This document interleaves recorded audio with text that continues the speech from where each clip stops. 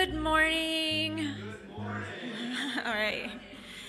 If everyone's here, let's go ahead and stand up and we'll sing our call to worship more abundantly.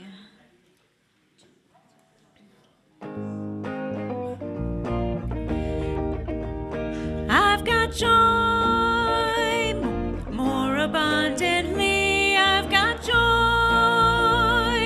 Spirit flows as me. I've got the joy of God in everything I do.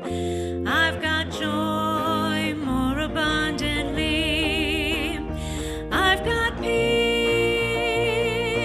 more abundantly. I've got peace. Spirit flows as me. I've got the peace of God in everything I do. I've got peace more abundantly. I've got strength more abundantly. I've got strength. Spirit flows as me. I've got the strength of God in everything I do. I've got strength more abundantly. I've got strength more abundantly. I've got strength more abundantly.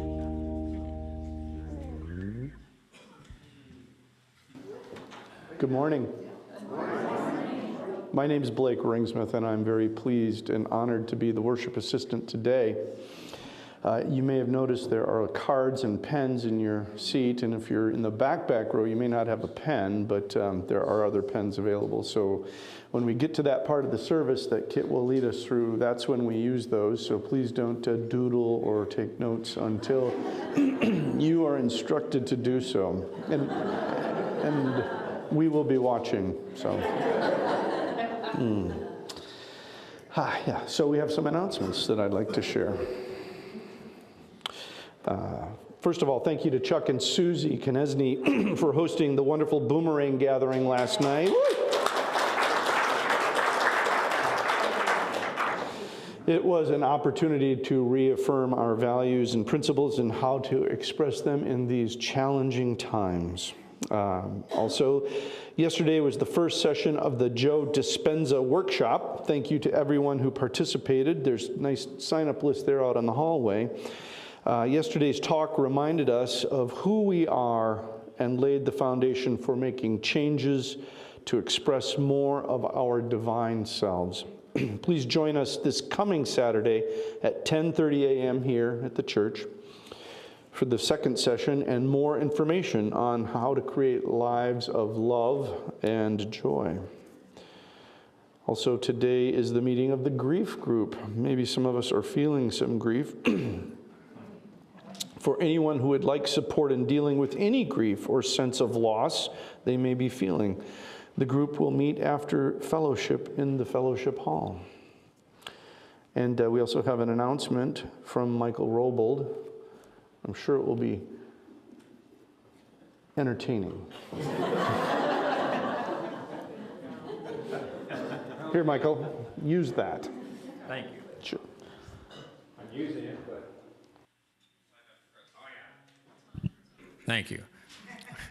Okay, so last week I mentioned the fundraiser for the, well, it's not for the Ohio State or Michigan football game. It's just based on that game.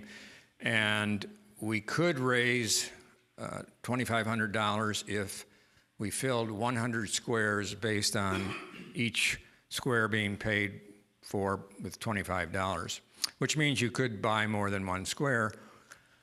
And what is that money going to be used for? That's for the board to decide at their next meeting next Sunday.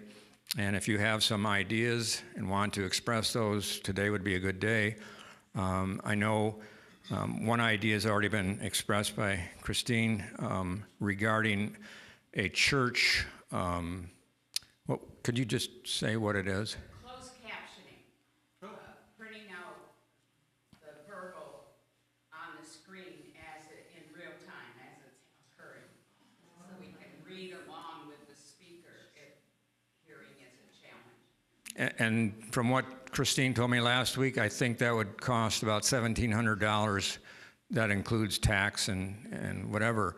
So that would be very reasonable with a $25 price on those squares. For those who participated in last year's fundraiser based on the same game, it's not about who wins, okay? Because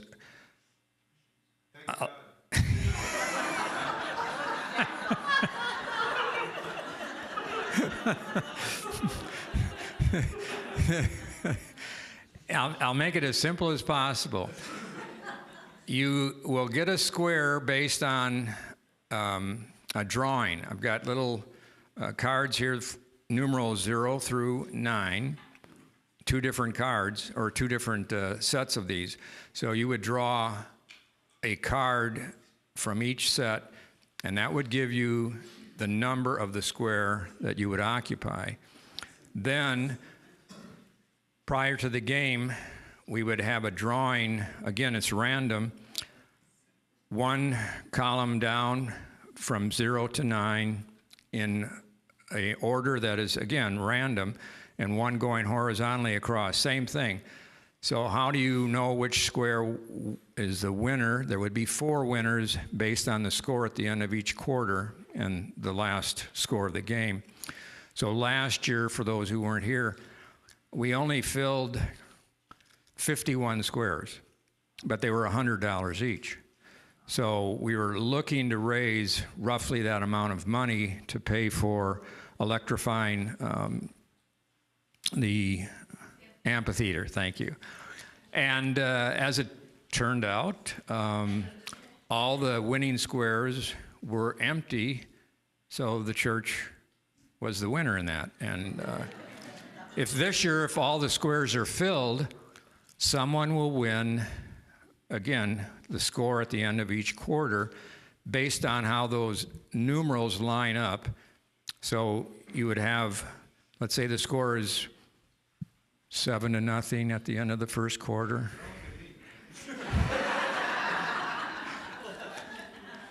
Michigan did a great job yesterday. I turned the TV on at 17-3, and they scored the next 12 points, almost. So anything can happen when these 2 teams get together. And if the weather is similar to this or worse, the field could be very sloppy, and who knows. But again, it doesn't matter who wins, it's the score. So if it's, say, 7-0, you look at one line, which would be Michigan across the top. And if they had the 0, you would go down the column to find the 7 for Ohio State. I told you it was going to be entertaining. The good news. Sorry. Yeah. The hook didn't reach, but Michael will be available after the service to explain it in more detail, if you would like. The good news is it's get together and we cheer and we have food and just really have a nice time. So. right, and it raises money for something we're all interested in. Well, yes, you can. Yes, you can. And if everyone would like to stand, we'll sing our call to worship, or I'm sorry, our congregational song, Yes, I Am.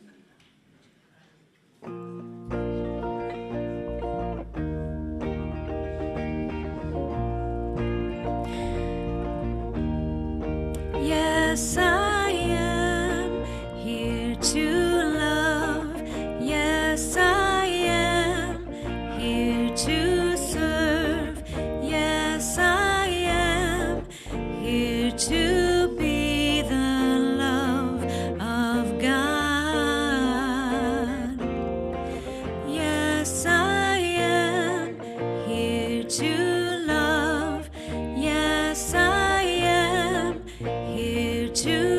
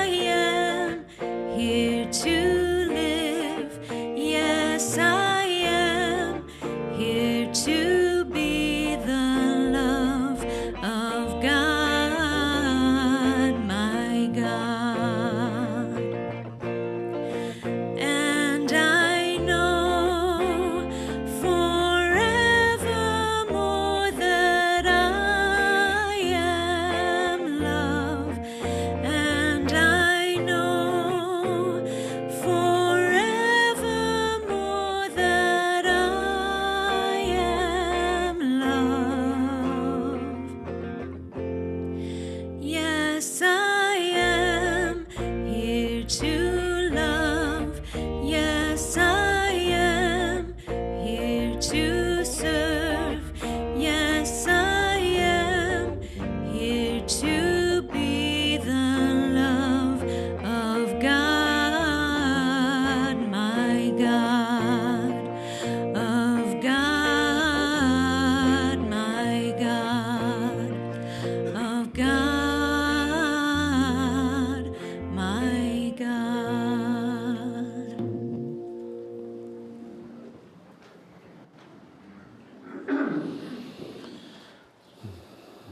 Now, we'll take a moment for prayer.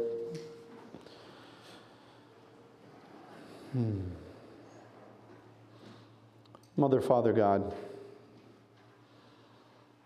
we feel the love and the joy, the humor. All of these are gifts. We are each here today by divine appointment to hear, to feel the message, to open our hearts, to be whole, to be grateful, to have this place to come together. And we are blessed. Blessed by each soul that is here, by the music, the words, and the intention. We open our hearts so that each of our divinity is expressed brightly, vibrantly, and shared with this congregation so that it may be taken out into the community, to our country, and to the world. And for this opportunity, we are so grateful. And together we say, Amen. Amen. Let us also say our affirmation, which is up on the screen, our statement of unity. Together, please. By the light of divine wisdom, I know the way to go. And we will also say our Earth Care Covenant. We do have that slide. Okay, great. Are you going to lead it? Okay. Mary Ann is going to lead it.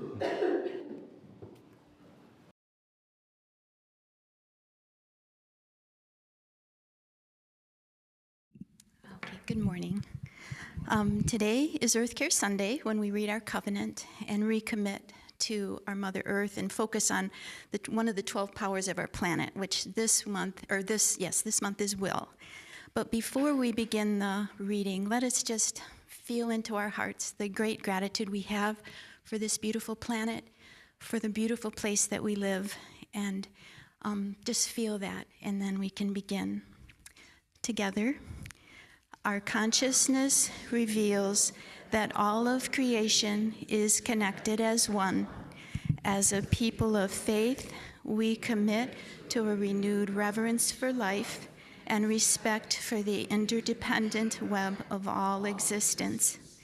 We envision a world where all beings are assured a secure and meaningful life that is ecologically responsible and sustainable. We agree to transform our individual and congregational lives into acts of moral witness, discarding harmful habits for new behaviors that demonstrate our respect for this harmony and interconnectedness. We declare our covenant with God to walk lightly upon the earth for the greatest good of all creation. And then before we do our reading of the affirmation, I wanted to share with you Unity's Earth Care curriculum, what they have to say about the power of will. Will is evidence of a decision, a clarity of guidance to act upon, the ability to choose, lead, and decide.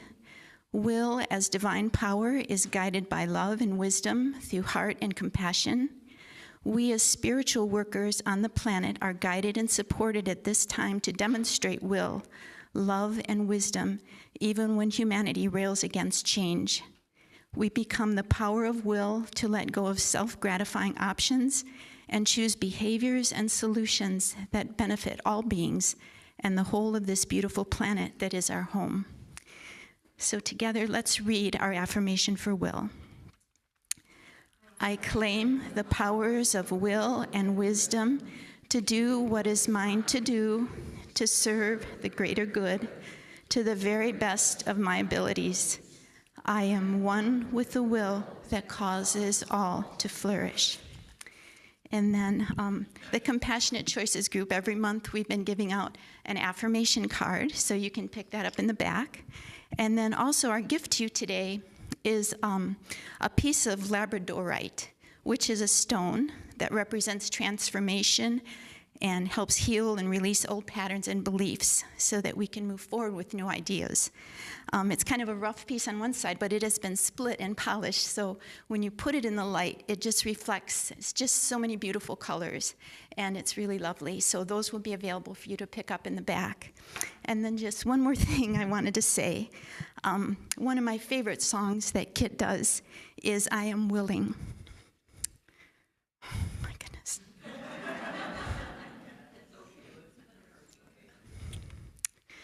I listen to it almost every day, and it plays in my mind.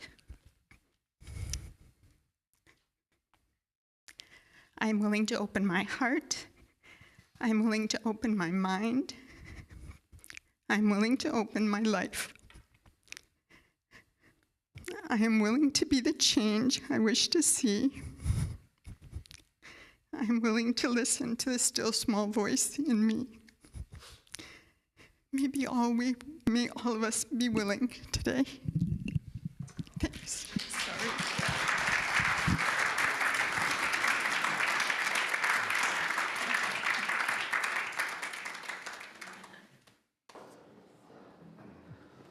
We're all channeling Yvette today.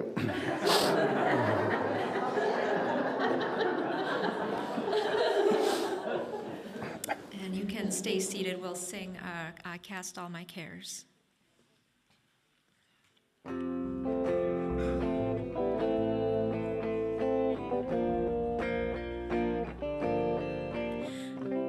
cast all my cares on you, God. I cast all my cares on you, and lay all my burdens in your presence. I cast all my cares on you, oh God.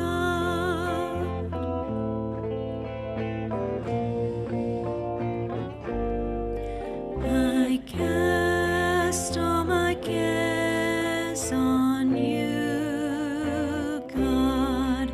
I cast all my cares on you, and even when I'm not sure what I should do, I cast all my cares on you, oh God.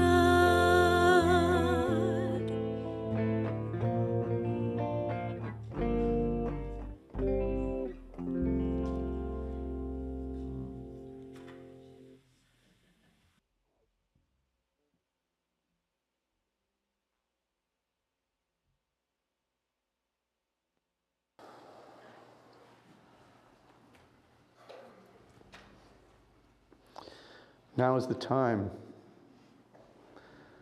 that we turn to meditation.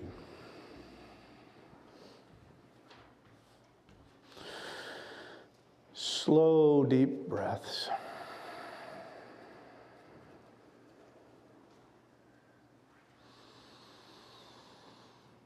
Breathing in and out.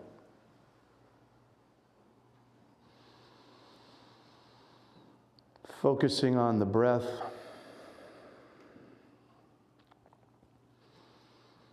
Centering ourselves in our heart.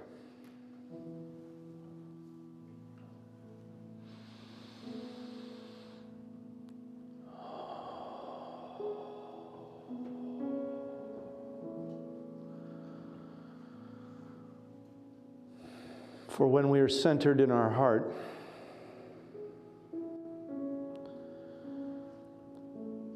we are in that divine space.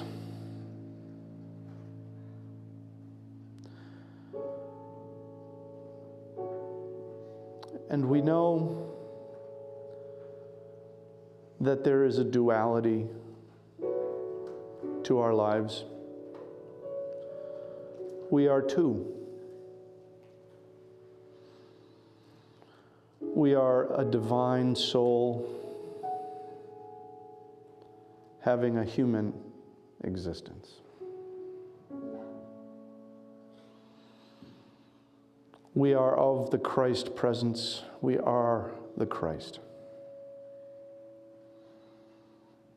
And yet, we are living in a human body with a human brain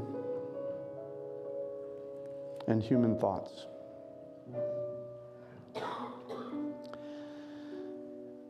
And maybe we're feeling sadness. Maybe we're feeling anger or judgment.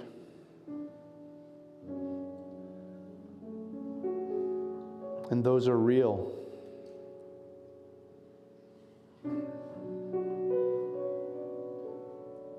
And it is okay to feel them.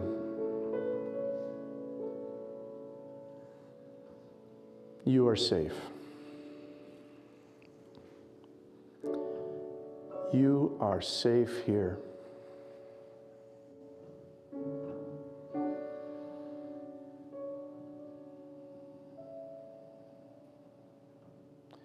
But we also know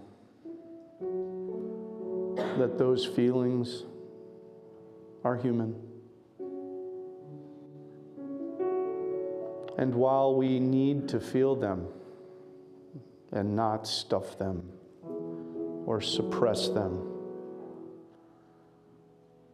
we know that those are not our true nature.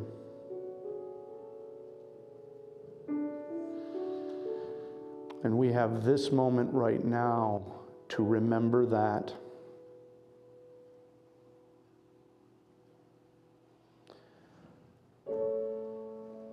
And by acknowledging those feelings, we begin to heal. By shedding that tear, or acknowledging that anger, we begin to heal.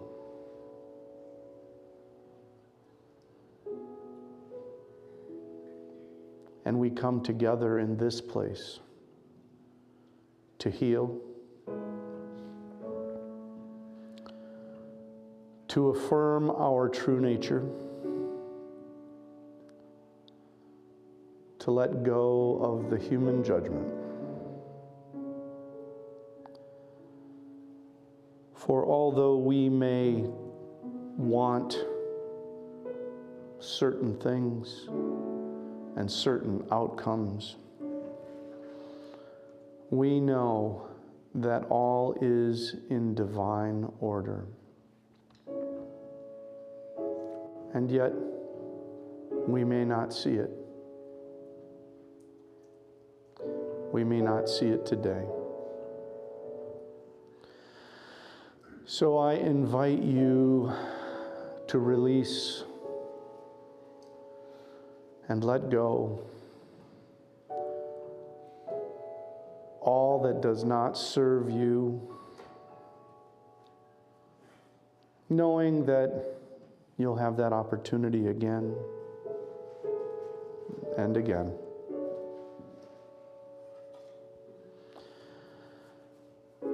But when you are able to let go, it is in that moment you can affirm the divine Christ within you.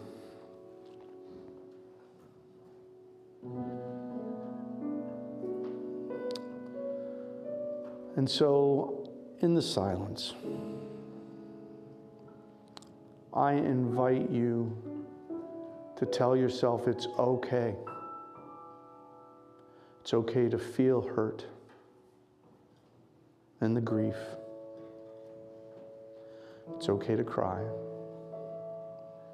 It's okay to be angry. And when the time is right, we can release those feelings and know that they are not our true nature.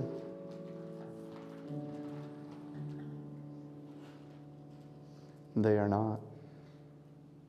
And we can support each other. And as the days pass, our true nature becomes clearer and clearer. And we will see that all is in divine order.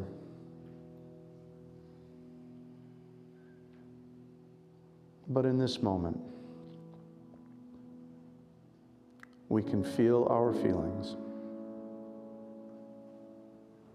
and yet they do not define us. And we will have the opportunity to be the change in the world that we want to see.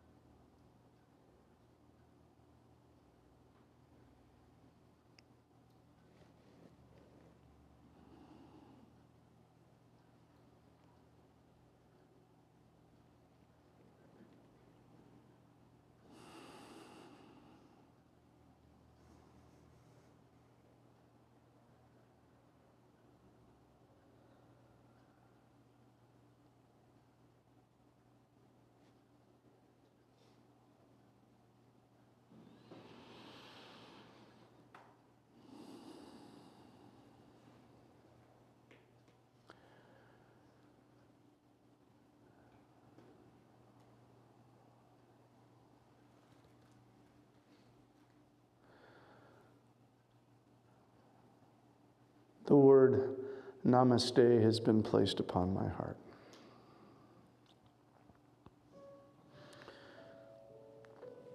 And I see the Christ in you.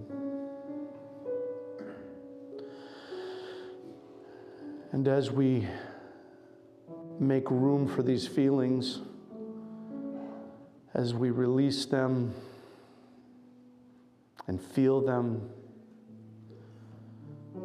we make room for the love in our hearts. We make room for the Christ presence. And while we may grieve now,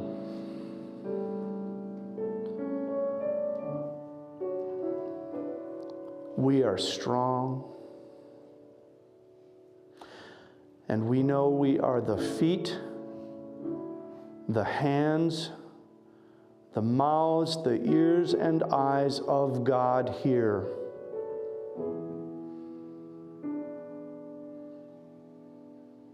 And if God is for us, who can stand against us?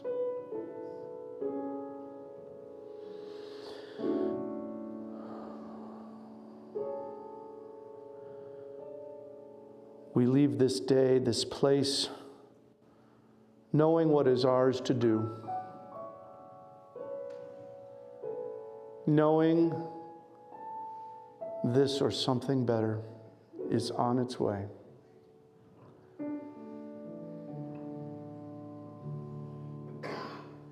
And that all is in divine order, whether we see it or not.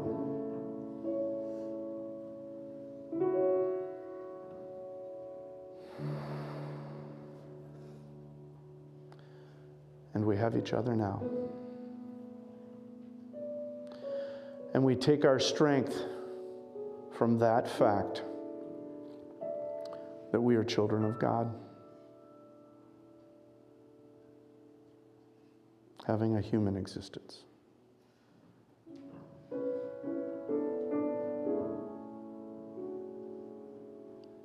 And so it is.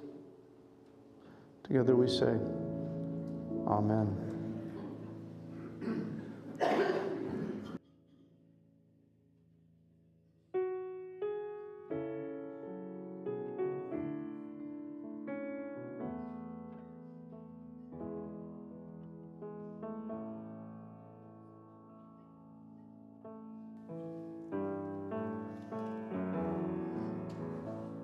I see you crying,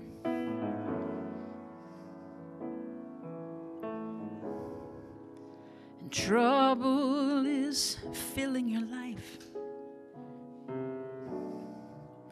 You think you got nowhere else to go.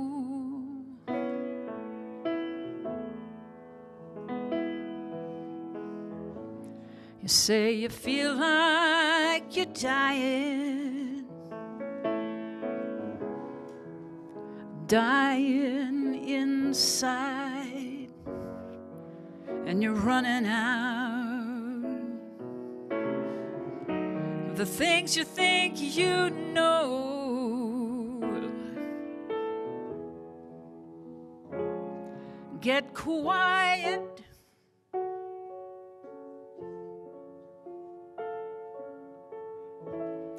Get quiet and be still.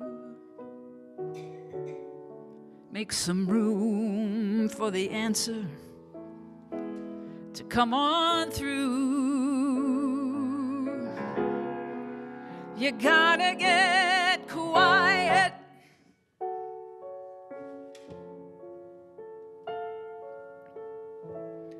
Get quiet and be still.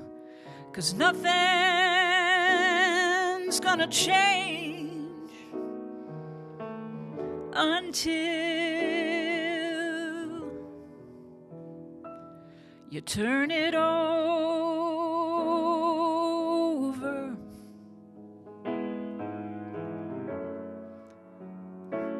and turn away from the things that are weighing you down. Turn it over,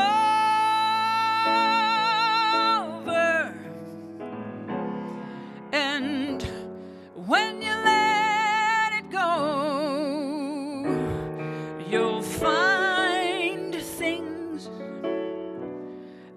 things turning around.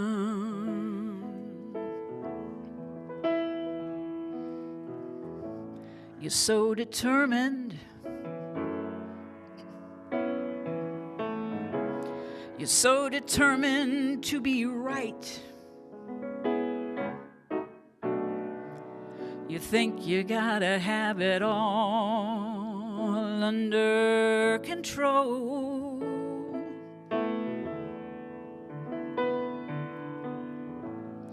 But come on,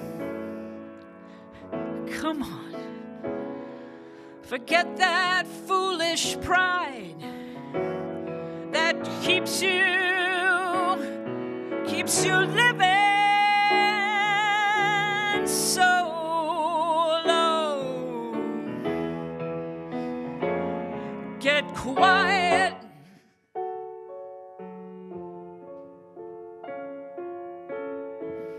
Get quiet and be still. The answer is waiting on you to hear. You gotta get quiet.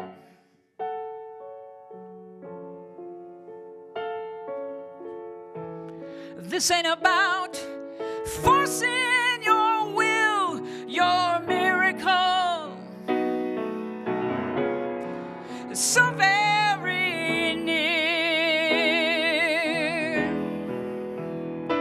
So turn it over.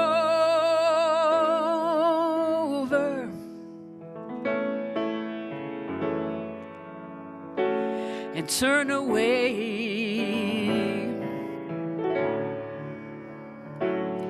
from the things that are weighing you down. Turn it over,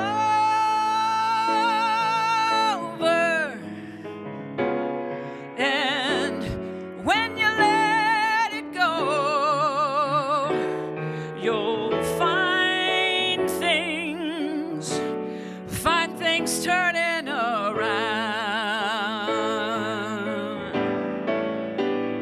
Turn it over.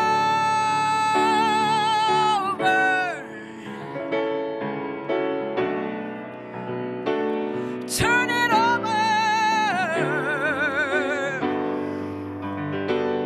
When you find your knees down on the ground, turn it over.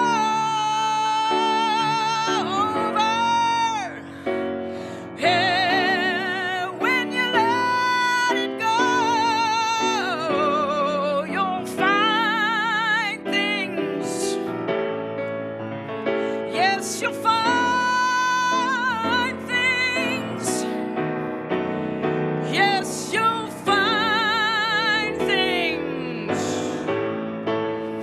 Turn it around.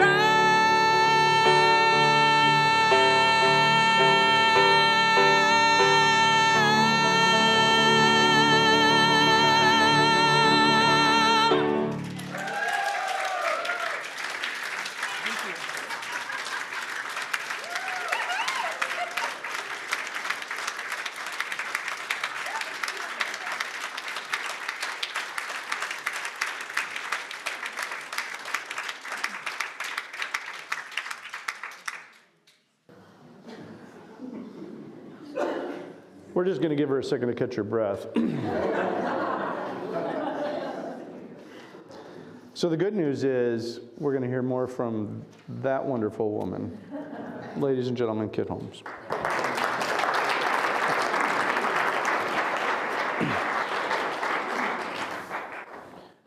Thank you, Blake. Thank you, everybody, for being here this morning. Thank you for the meditation. Thank you for the prayers. Thank you for the songs, Carol on vacation and Carolyn Rolland. And here we are again. Here we are again. Those cards on your seat and the pen, if you don't have one, there's extras in the empty seats. Please make sure that you have one right now, because what we're going to do, what we're going to start with this morning, is whatever is on your heart and whatever is present for you right now. On this day and in this time and in this week, in this life. Every feeling, you don't need to write a paragraph, just the most prominent thing that's on your heart and what is present right now. Whether it's anger, fear, grief, for surprise, joy, hope, possibility, whatever is on your heart, write it on that card. I'll give you a couple minutes to do that.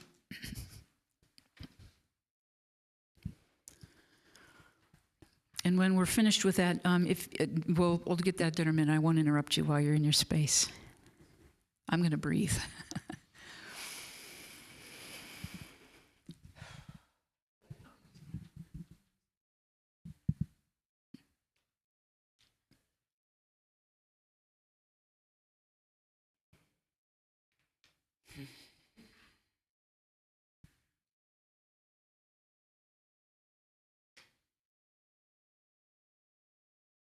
No editing, no judging. Yes, you have permission to write any four-letter word or any whatever you want to write on there. These aren't going anywhere except up here And when you have, if you would pass to the center aisles, and Leslie, if you don't mind just picking them up when those are ready. And I'm going to continue to breathe.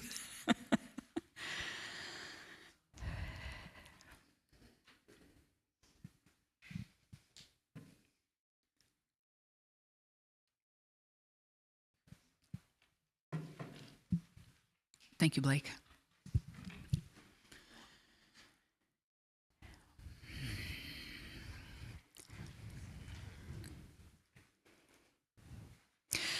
While you're passing those forward, I'll just share with you, there's a phenomena that I have not been able to identify other than a couple of things that I think I know is happening, that every time I do that song, and before I do that song, there is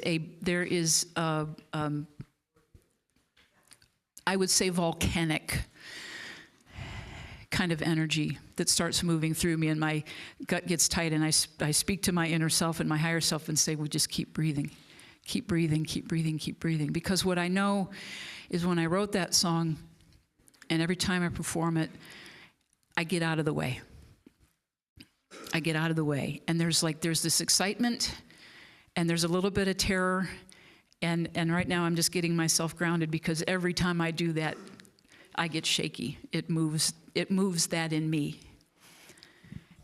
Thank you very much, Leslie. Thank you, Blake. Thank you, Marianne. And Marianne, I want to acknowledge and thank you for your tremendous support and bringing that song forward today with the I Am Willing.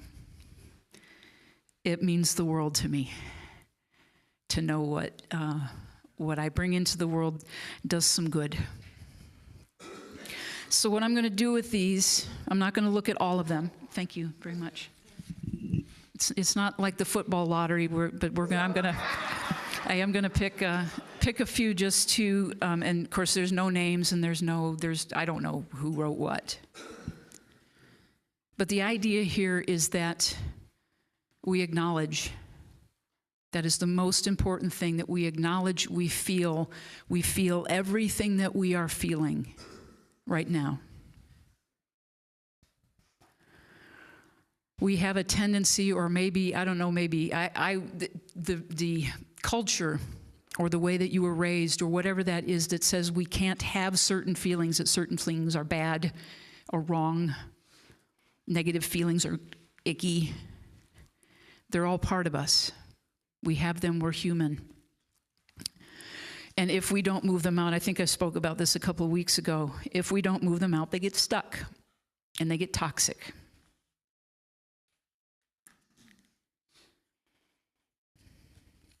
Anger, rage, disbelief, I do not understand. Crying, pain, sadness, do not understand. Part of the process of letting go. Come back to my loving center, remembering we are all God.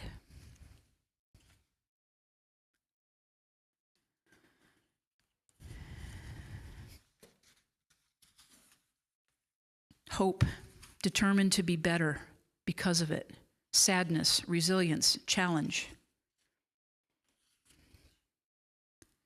Insecurity over where to live and who or not to live with.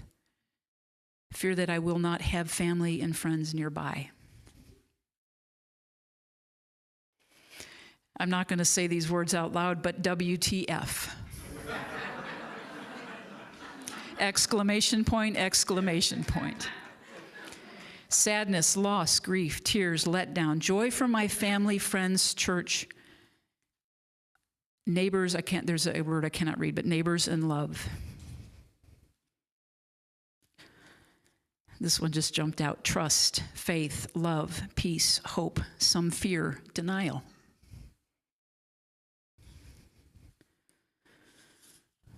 What I love about all of these, and it is such a testament to this teaching, there is the both and.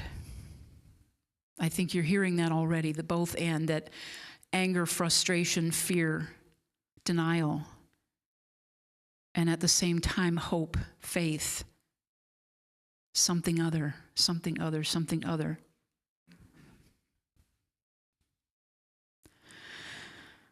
I'm going to recommend, this is, first of all, this is your first prescription. I know many of you, as you arrived this morning, and I watched it and I experienced it myself, the order of the day is hugs, and lots of them, and tears, and lots of them. Holding hands, holding space, letting ourselves move through, move through, move through, move through.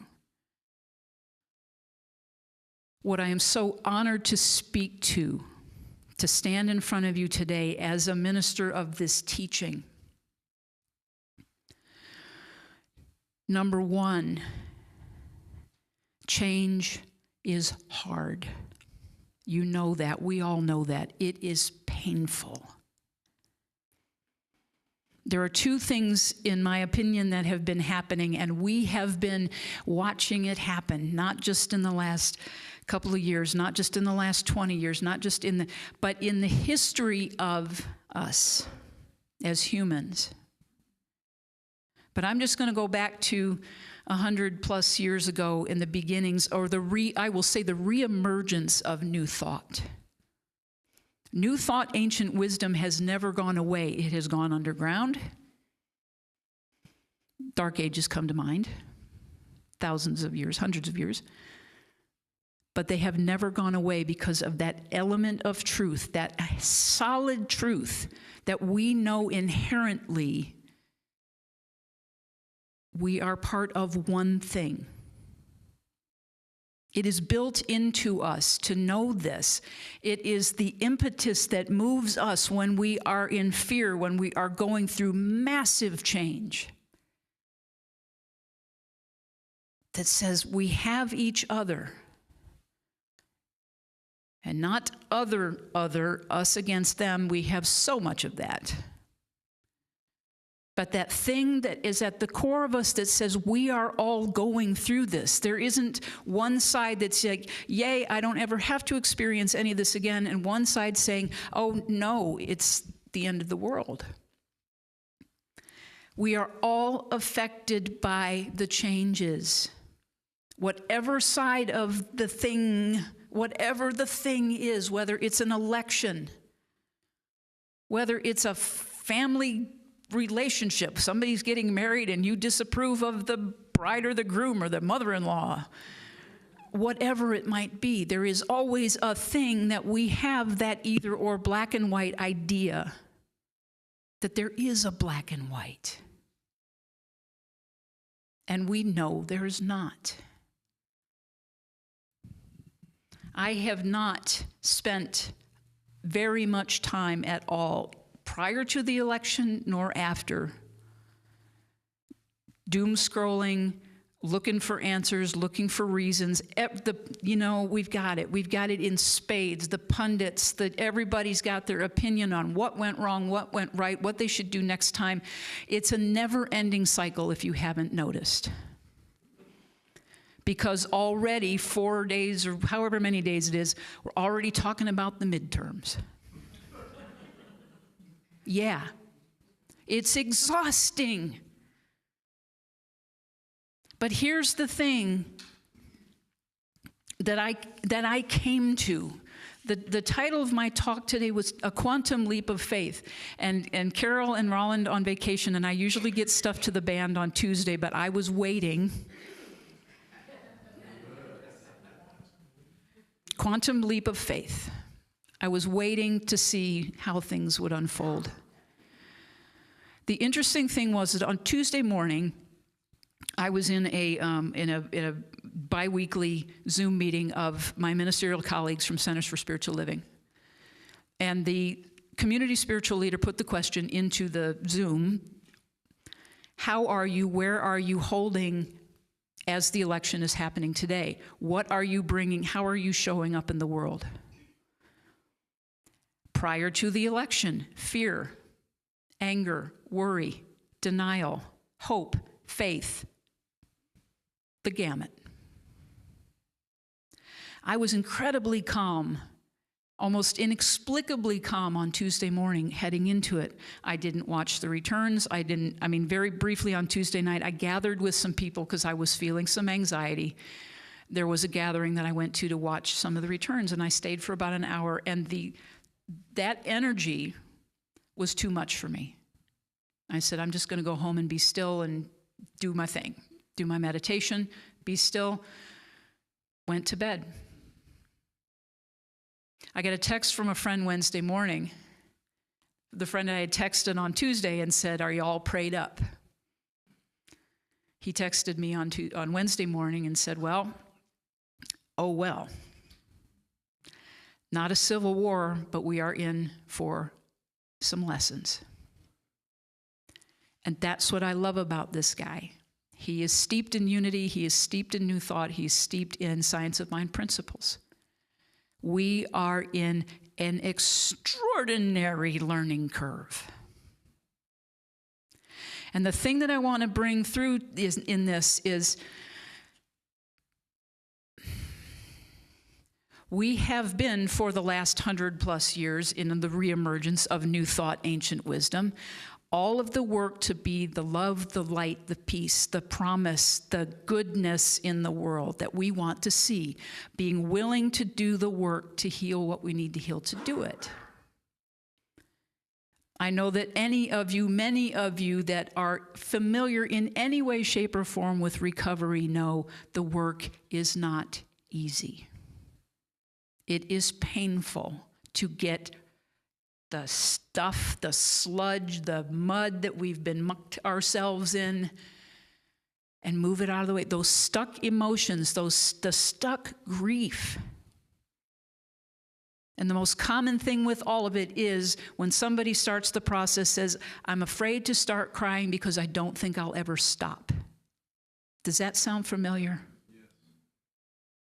And yet, we must, because the stuck stuff is what keeps us in the loop of anger and war and us against them and blah, blah, blah, blah.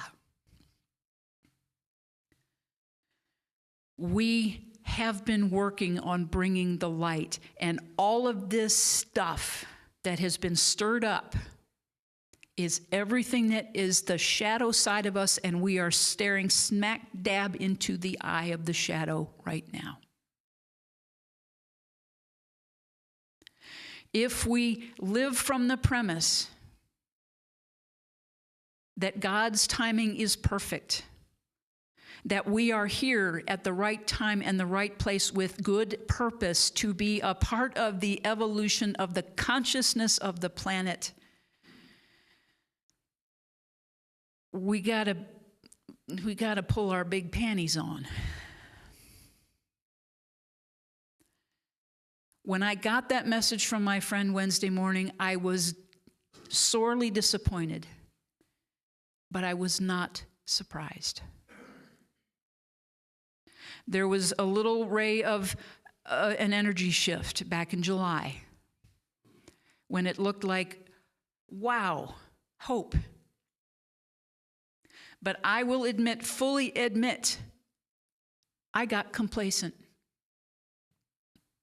I did what I thought I could do. I held my consciousness. I did things in prayer, but I did not go out and talk to people who did not agree with me or do not agree with me. And that includes my family. Because I was too afraid. I was being nice. I was being people-pleasing, not to stir the boat, not to feel threatened. But I'll tell you what, in the last 4 days, sorry if my count's off. If it's 5 days, I've lost track of time. But something shifted in me because the reality is all of this stuff coming up, there is so much. We can't take it all in. And every day it's another piece of news. It's like, oh, wow, look what's coming. But something in me said, I am no longer willing to give up my power to fear. I found that place in me that said, I am a child of God. I am worthy to be here on this planet. I have much to bring. I know I have more work to do. I am here and I'm alive on this planet at this time because there is something for me to contribute to the evolution of the consciousness of humanity, just like every one of you. I have fear. I had some yesterday as I was reading things, preparing for this talk and pulling some things in. It's that sense of overwhelm of opinion and viewpoint and facets of things, and it's multi-layered. It's not just this happened, somebody won, somebody lost, boom. And we know this. It is the human thing that we have built up over millennia that comes down to one thing: survival. When I was in ministerial school, one of my first terms, I had to take understanding the Bible. And I can tell you that there are two things that I learned about the Bible in two different Bible classes. One was metaphysical interpretation, one was understanding the Bible. One thing is that on the uplifting side was that when you take in the scope and the history and everything that went into, the Bible is actually a beautiful piece of work. It is messy. It is all about the human condition, and it is the story of the evolution of humankind. The other part of that is when you're in that, you realize how awful we have been to each other since the beginning. All about survival. And behind that survival thing is that fear that we are somehow separate. That we are separate from the source that created all. And so the fear that we feel, the fear that I feel, and the work that I am doing through this is I found that place of power in myself. No matter what happens, I am not going to give up my power to fear.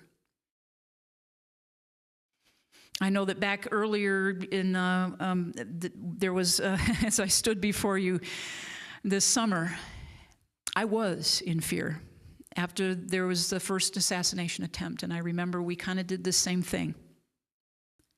Get the feelings out, talk about them, move on through, move them through. And I was very, very afraid.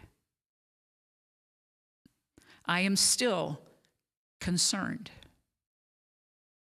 But I am moved and motivated to become even more of an advocate and more of an ally, a more vocal participant for people of color, for the LGBTQ plus community, for anybody that is labeled right now as other. And there's some ugly, we've known the ugly. I don't even have to tell you. I don't even have to tell you.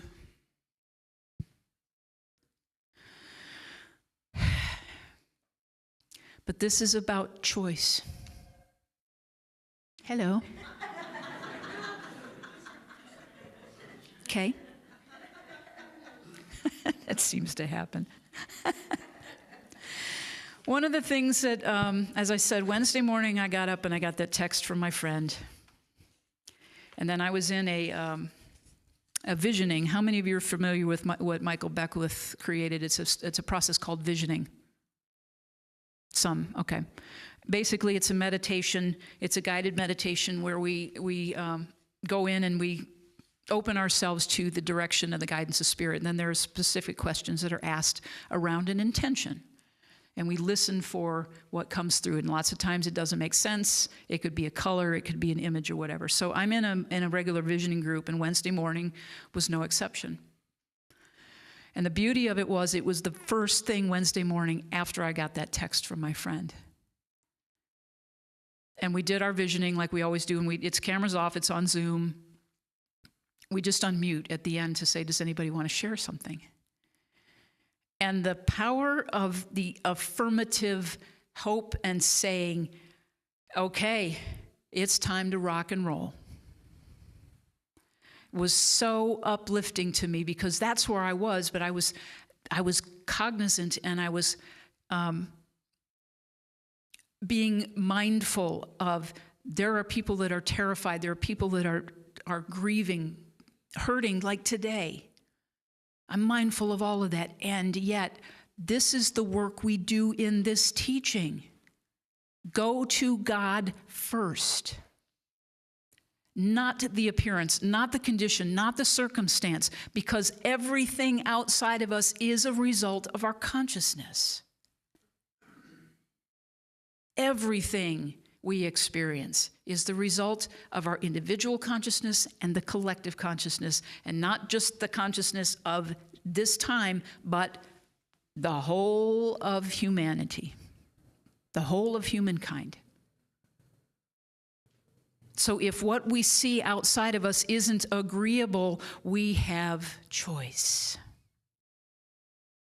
And often that's the first thing that people need to know. That was the first thing I needed to know years ago, was that I had a choice in how I saw the world. I didn't have to settle for, here's the black and white, here's what I've been told, here's what I'm supposed to believe. Turning it over and turning away from the things that are weighing us down is moving within. That's what Ernest Holmes talks about. Turn entirely away from the condition. Focus on what you would like to see in the world. We hear that all the time. So I'm in this visioning thing, and then we were sharing at the end, and I know we're going to go long today, and if you're okay, you can go if you need to. But one of the participants said, was in her meditation, and she had, and I brought mine today. It's a thing by Ernest Holmes that was posthumously published. His writings that were collected after his death. It's called Living the Science of Mind. And what was so God thing about Wednesday morning is that this person said, I opened the book, it dropped on her desk, open to this page. And it said, God never deserts us, and we shall never have to convince God to be good. All we have to do is reverse our whole mental and spiritual outlook on life, and then the miracle will take place, because what goes out must return. The skeptic may call this a Pollyanna-ish attitude and say that we are living in a world of unreality. Well, I have dealt with the skeptics all my life, and I have no awe of them, none at all. They are forlorn, unhappy people who have no guideposts to go by, no chart, no compass, no pilot. And then he goes on to say, learn to say with this, a short poem by the poet Samuel Walter Foss, F-O-S-S. Let the howlers howl, let the growlers growl, and let the scowlers scowl, and let the rough gang go it. For behind the night there is plenty of light, and the world's all right, and I know it. No, this is not an empty or idle dream. This is an intense reality. Somewhere along the line, we must find a faith greater than all our doubts and fears and uncertainties. I'll say that again. Somewhere along the line, we must find a faith greater than all our doubts and fears and insecurities. Somewhere along the line, we must find a love greater than all animosity. And we must find a peace beyond our confusion. This is the pathway we are all seeking, whether or not we know it, and we are being guided by a loving intelligence which evermore seeks to bring us peace, comfort, cheer, goodwill, happiness, success, health, and abundance. But we must first make sure that we are right inside. Get quiet and be still. We have heard that for ages.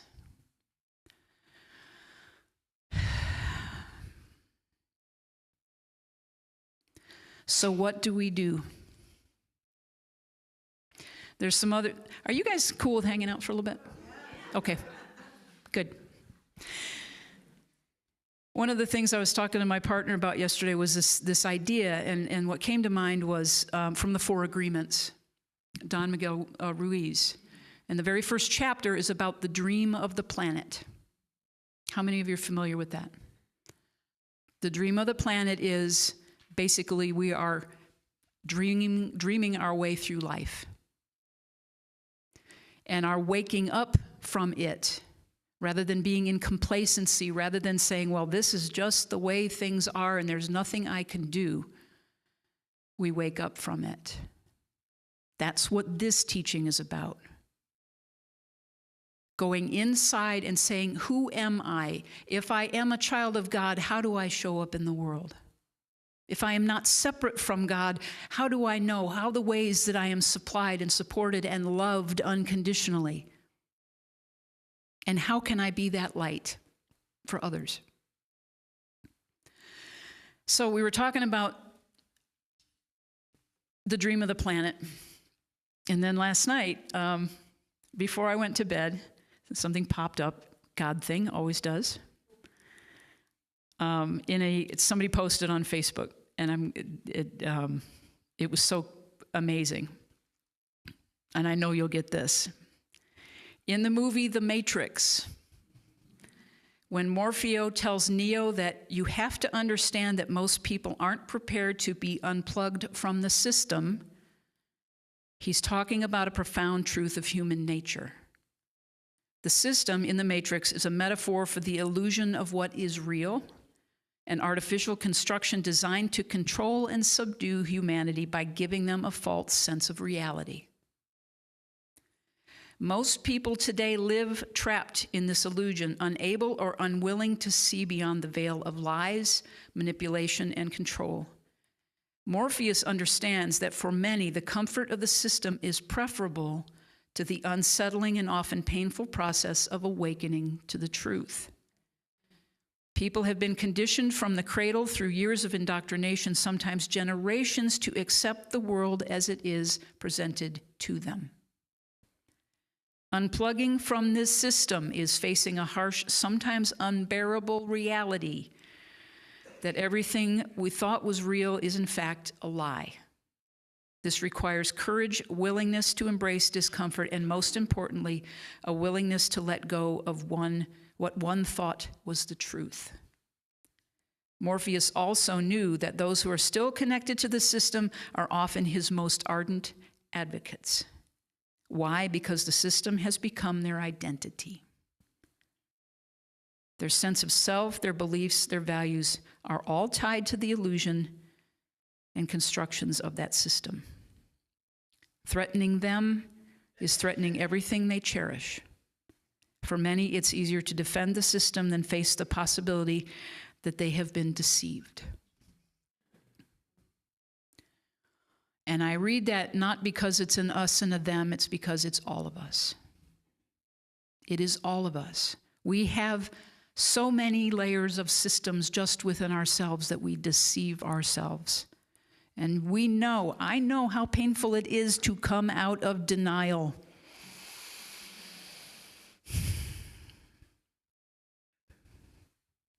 We have work to do. And it starts within. One of the things that I laughed about was that reference to the Matrix last night. I'm going to share this story, leave you with this. Before I do that, I do want to acknowledge tomorrow's Veterans Day. There are some interesting quotes I'm going to just paraphrase one because it ties directly into this. That we honor those who have served, but we are invited to move away from glorifying the death in the name of keeping the system intact.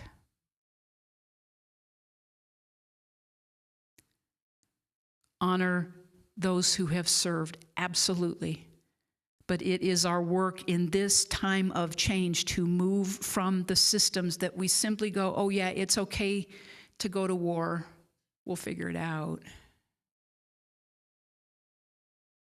It's the consciousness that says we can do the work now so that we are never again having to go to war on any front. including within ourselves.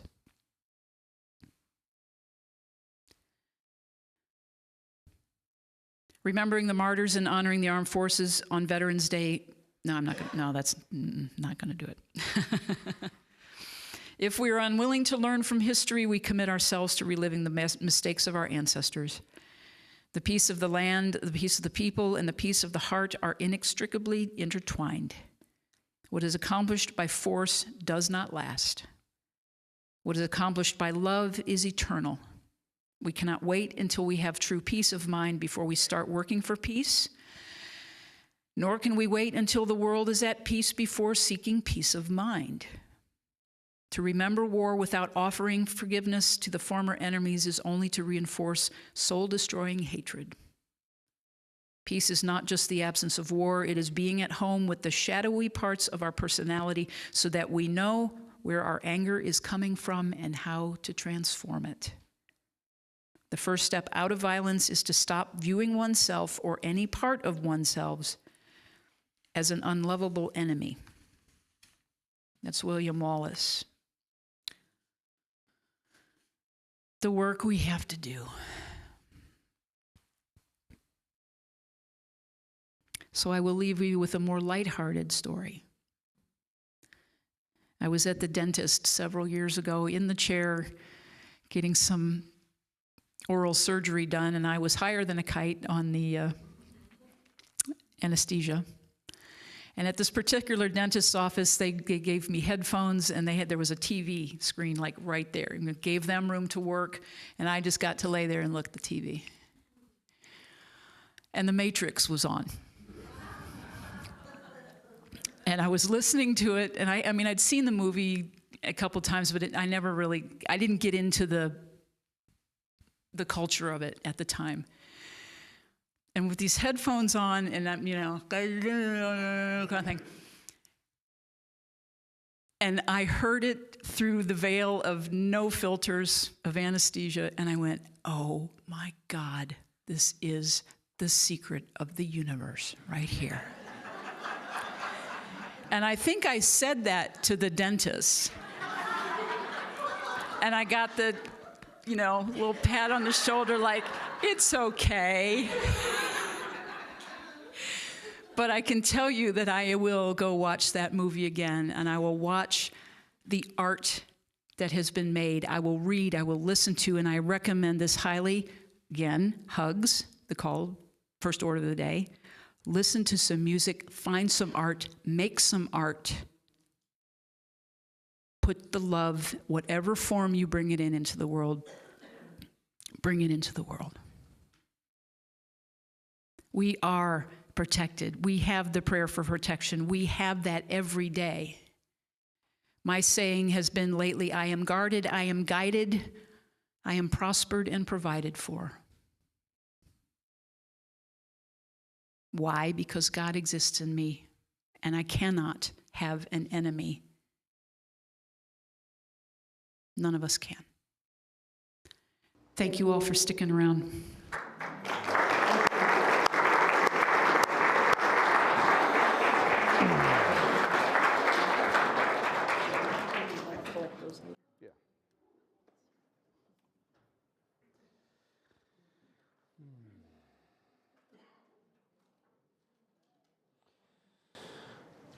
This is our time of offering, a time to share our financial gifts with the ministry. As children of a loving God, we live in the light of abundance, deeply grateful for all that has been given and all that is to come. We embrace the good that God provides with joy and thanksgiving. Let's say our prosperity blessing together. God's love is ever present in my life and the world, and for that I am so very thankful. So it is. I hope this motivates you to a next level of getting the work done.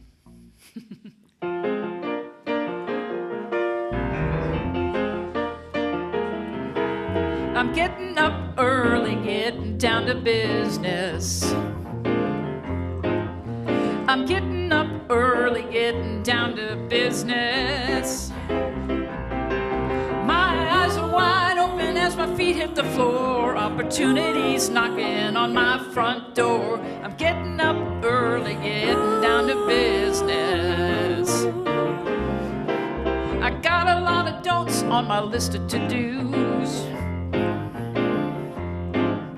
Like don't hang around with folks who like bad news. They try to stir me up with worry and fear. I said, get your sad selves away from here. Got a lot of don'ts on my list of to-dos. Ain't no stopping me now that I'm going. Ain't no hiding all the things that need showing.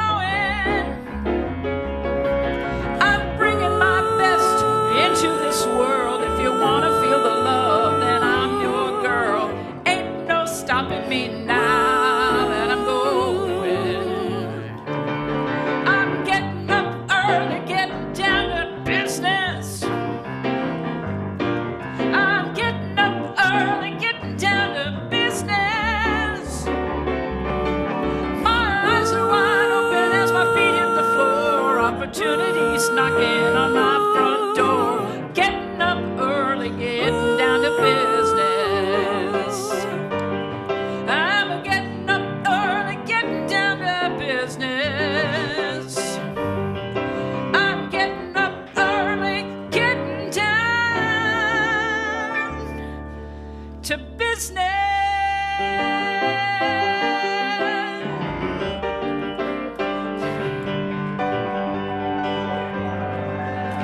Down to business.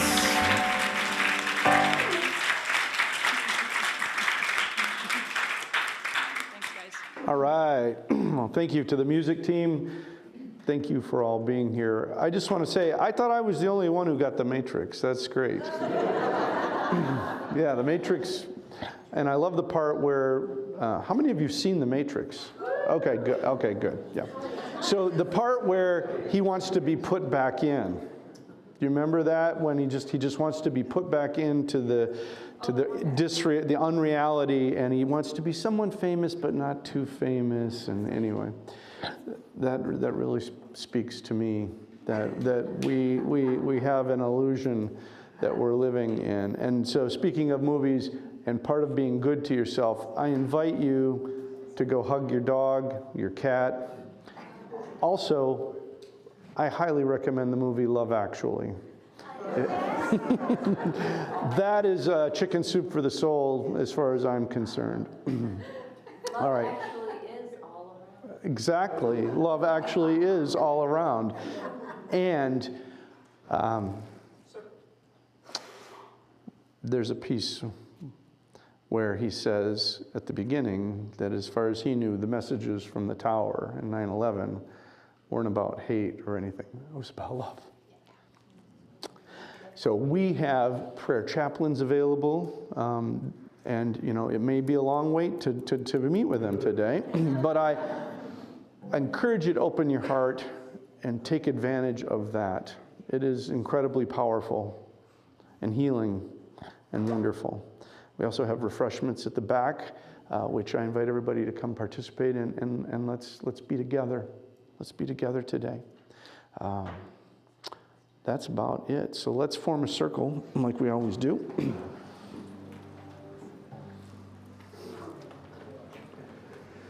And as we form a circle,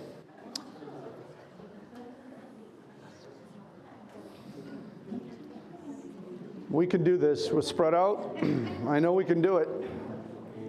Keep moving. Keep moving. Keep moving. We're moving. Well done. Oh, come on. We can do this. There we go. Are we not all connected? We are all. I mean, literally and figuratively, we are all connected. And this is a powerful circle of love and healing. And I have an idea that I'm just going to do. So I'm going to start with a squeeze, and I want it to go around the circle. And I went left. So don't worry, it'll come your way. It's coming. I know it's coming. And when it comes back to me, it'll be complete.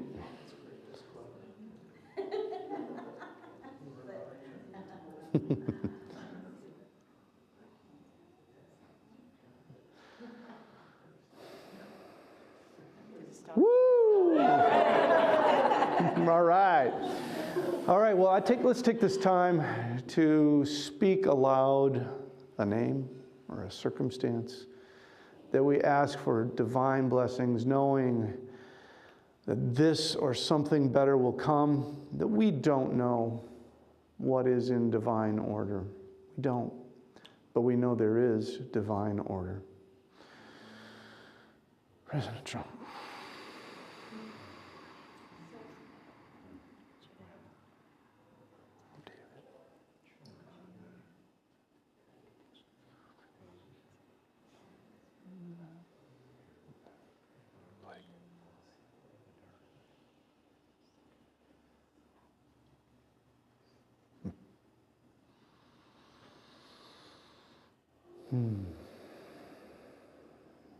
We know that these names and these circumstances, the highest good are coming to. That we may not see the divine path forward, but yet we know it exists. We are here today as human proof. We choose the love in our heart.